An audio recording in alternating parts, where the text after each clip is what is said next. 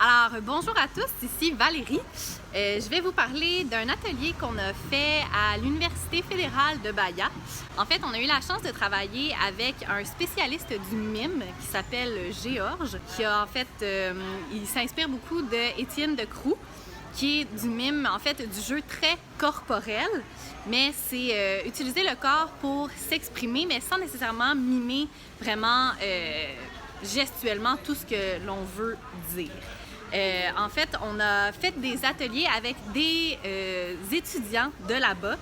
Donc, il y avait, je crois, 6 étudiants qui étaient là avec nous, qui faisaient les ateliers avec nous. Et ce qui est vraiment très particulier et plaisant, c'est qu'on ne parlait pas la même langue, évidemment. Ils parlaient le portugais et nous, on parlait le français. Mais étant donné qu'on communiquait avec le corps, on réussissait très bien quand même à se comprendre et à réussir à faire des scènes. Pour commencer, on a fait un atelier avec des balles. Donc, on devait simplement, en équipe de 3, se lancer la balle normalement.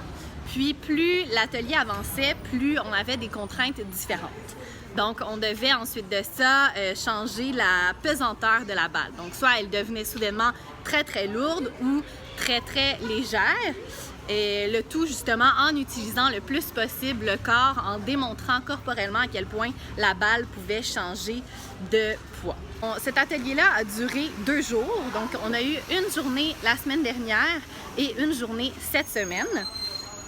Une fois qu'on a eu terminé les ateliers, en petits groupes de 3, on a dû nommer quels étaient nos moments préférés. Donc, les moments forts, que c'était beau visuellement, ou sinon des moments où ça nous avait fait ressentir des émotions diverses qu'on avait appréciées.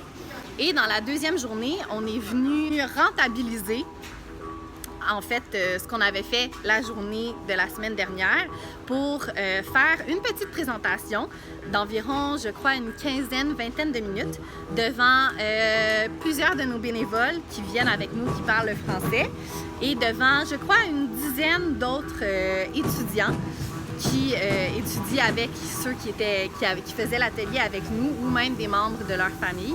Donc, on a fait une petite présentation en se basant de nos moments forts.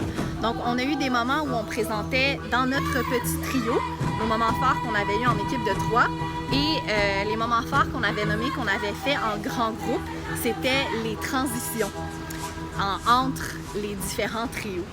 Donc, je pense que c'était vraiment une très, très belle expérience. On était vraiment contents d'avoir la chance de pouvoir essayer de suivre des cours à l'Université fédérale de Bahia, surtout avec Georges, qui était vraiment un spécialiste et une personne incroyable pour nous montrer le mime et le jeu corporel.